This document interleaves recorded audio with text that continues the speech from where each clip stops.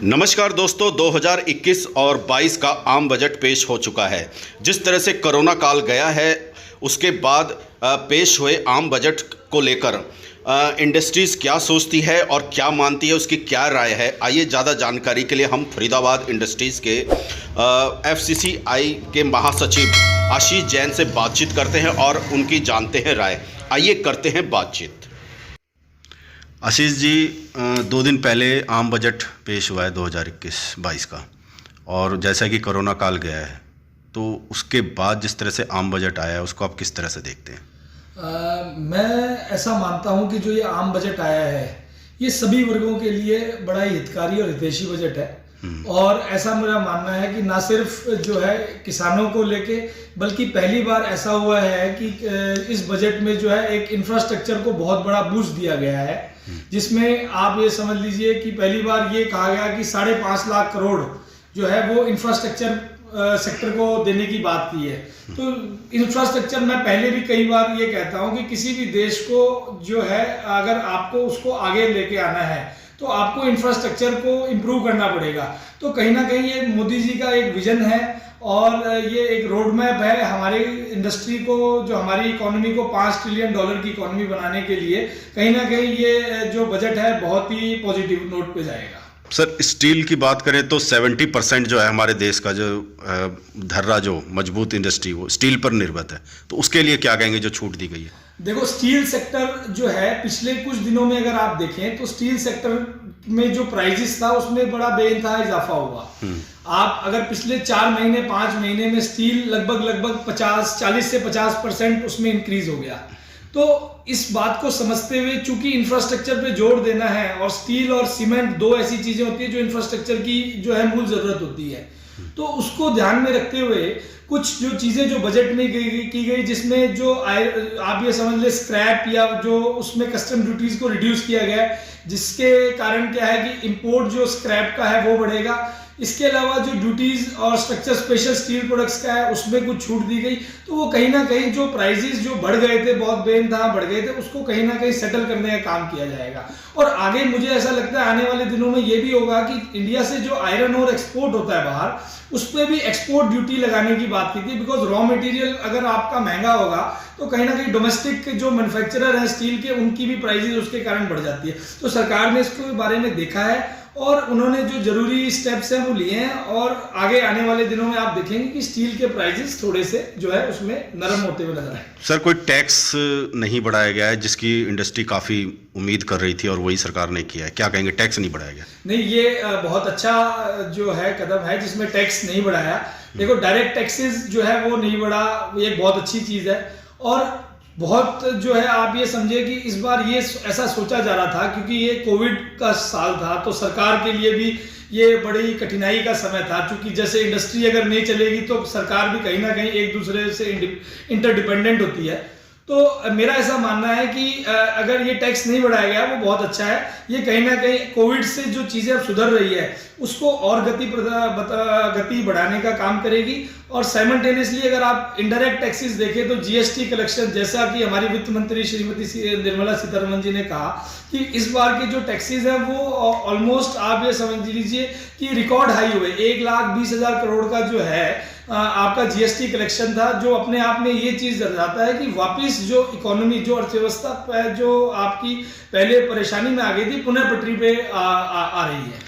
Sir, सबसे बड़ी जो चीज़ है, इंडस्ट्री वाले जो आप लोग कई बार ज्ञापन भी देकर आए थे DC ऑफिस के यहाँ पे, नॉन परफॉर्मर PSU पर निवेश कम करके योजना खर्च करने का कवायद, तो इसके ऊपर क्या कहेंगे आप? तो देखो, नॉन परफॉर्मिंग एसेट्स की जिसकी बात करते हैं तो NPA के ऊपर भी सरकार ने अपने तरफ से जो है उन्होंने पहल करी है, और बैंकिंग प्रणाली को भी उन्होंने कहीं ना कहीं उसको मजबूती प्रदान करने के लिए बहुत अच्छे स्टेप्स दिए, जिसमें एक बैड बैंक का कॉन्सेप्ट है। ये इंडिया में तो आप ये समझिए नया कॉन्सेप्ट है, बाहर विदेशों में इस तरह के कॉन्सेप्ट होते हैं जिसमें जो NPAs हैं उनको अंडर 1 कैटेगरी लेके आ जाते हैं और एक बैड बैंक बनाया जाता है। तो यहाँ पे भी अगर उस तरह की कोई चीज आएगी, उसके कारण आने वाले समय में जब बैंकिंग स्ट्रांग होगी तो कहीं ना कहीं वो आपको जो है अर्थव्यवस्था के सुधार में भी कहीं ना कहीं सहायक होगी। MSME के लिए क्या बताएंगे सर? देखो, MSME के लिए ये बहुत ही अच्छा बजट कहूंगा मैं इसको। इसके कई कारण हैं। एक तो इसमें चीज़ों को बड़ा सिंप्लीफाई करने की कोशिश की गई है। जो हमारे प्रधानमंत्री मोदी जी का एक विजन है, उस विजन में उन्होंने क्या किया है कि जो सिस्टम में जो है वो ट्रांसपेरेंसी लाने की बात करते हैं। वो एक ये चीज़ सोचते हैं कि चीज़ों को सरल कैसे बनाया जाए, और उस क्षेत्र में साथ ही साथ उनको ये भी देखना है कि जो आत्मनिर्भर भारत की जो थीम है, उस आत्मनिर्भर भारत की थीम में जो आपके डोमेस्टिक एमएसएमई मैन्युफैक्चरर है वो कैसे माल और अच्छा बना सके और उसको और अच्छे से एक्सपोर्ट कैसे कर सके। तो उस दिशा में बहुत सारे काम किए। पहले आप ये देखिए कि 15,000 करोड़ का तो एक एमएसएमई को स्पेशल इसमें पैकेज दिया गया है 15,000 करोड़ का। इसके अलावा अगर आप देखेंगे कि इंफ्रास्ट्रक्चर पे जो इतना पैसा लगेगा वो कहीं ना कहीं इनडायरेक्टली चैनलाइज होकर एमएसएमई के पास आएगा। इसके अलावा जो ड्यूटीज जिसमें रॉ मटेरियल प्राइसेस बढ़ गए थे उनको कम करने का काम किया जा रहा है। कस्टम ड्यूटी के बारे में जो अपने निर्मला सीतारमण जी ने ये कहा था कि जो ड्यूटीज है 80 ऐसी कस्टम ड्यूटीज है जिनको उन्होंने कम और ज़्यादा किया डिपेंडिंग अपॉन कि जिससे डोमेस्टिक जो आत्मनिर्भर भारत या लोकल मैन्युफैक्चरिंग है उसको बूस्ट मिले। जो इस साल उनको बढ़ा के 400 ऐसे प्रोडक्ट्स हैं जिसमें ये कस्टम ड्यूटीज को फिर से जो है उनको चेक करेंगे एंड वे मेक श्योर कि उसमें कहीं ना कहीं जो डोमेस्टिक मैन्युफैक्चरिंग है उसको कुछ बल मिले। तो ये बजट हर लिहाज से एमएसएमई के लिए बहुत बड़ा बजट है।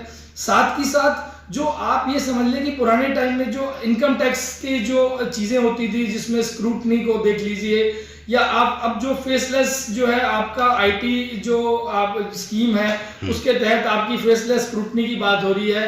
तो कहीं ना कहीं चीज़ों में ट्रांसपेरेंसी आ रही है और सरकार ये चाहती है कि जो अच्छा ऑनेस्ट टैक्स पेयर है या जो ऑनेस्टली देश में काम करना चाहता है उसके लिए काम सिंप्लीफाई हो सके। तो ये एक बहुत बड़ी पहल है और मेरा ऐसा मानना है कि ये एक ऐसा समय है कि अगर एमएसएमई, हिंदुस्तान का एमएसएमई अगर इस टाइम मोदी जी की थीम के साथ अगर अपने आप को जोड़ लेगा तो वो कहीं ना कहीं जो है देश को एक नई दिशा दे पाएगा। और जो हिंदुस्तान में जो एक हमारे प्रधानमंत्री जी का सपना है $5 ट्रिलियन की इकोनॉमी का, उसको कहीं ना कहीं फलीभूत करने का काम करेगा। लास्ट मेरा प्रश्न आपसे ये कि हेल्थ और हेल्थ पे ज़्यादा जोर दिया गया है बजट में, और आपको लगता है कि इस बजट से रोजगार के जो अवसर हैं वो पैदा होंगे? नहीं, हेल्थ के ऊपर देखो इस बजट की थीम जो है वो ये है कि स्वस्थ रहो और आत्मनिर्भर बनो।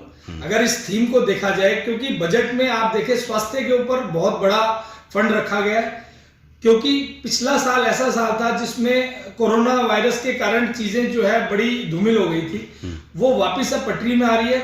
लोगों एक बहुत बड़ा बजट वैक्सीन को लेके बनाया गया है, क्योंकि वैक्सीन लगने से कहीं ना कहीं चीजों में और सुधार होगा, लोगों में और कॉन्फिडेंस आएगा। और भारत जो कि ना सिर्फ वैक्सीन अपने लिए बना रहा है, इसके अलावा वो बहुत सारे देशों में आज हमारी वैक्सीन एक्सपोर्ट हो रही है। तो ये हेल्थ केयर में जो है इंडिया कहीं ना कहीं आगे चल के बहुत तेजी से आगे निकलेगा। और मेरा ऐसा मानना है कि ये जो इंफ्रास्ट्रक्चर के बजट है और जो हेल्थ केयर का बजट है ये बहुत सुखद परिणाम देगा। जी, रोजगार के बारे में क्या कहेंगे सर? देखो, डायरेक्टली इनडायरेक्टली आप ये समझे रोजगार पे अपने आप, रोजगार ये क्या है, अर्थव्यवस्था है, एक साइकिल की तरह है।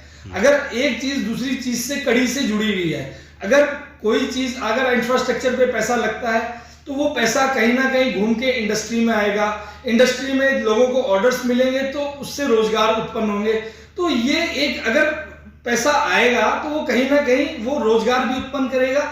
और बहुत सारी ऐसी चीजें हैं जिसमें आज हम जो है एक्सपोर्ट को लेकर भी देखें तो एक्सपोर्ट में भी बहुत सारी चीजों में अगर हमारी डिपेंडेंसी जो पहले इंपोर्ट में हम चाइना से इंपोर्ट करते थे वो अगर हमारी मैन्युफैक्चरिंग यहाँ पे होगी, वो भी कहीं ना कहीं आप इनडायरेक्टली आप देखें तो रोजगार बढ़ाने का काम करेगी। धन्यवाद सर।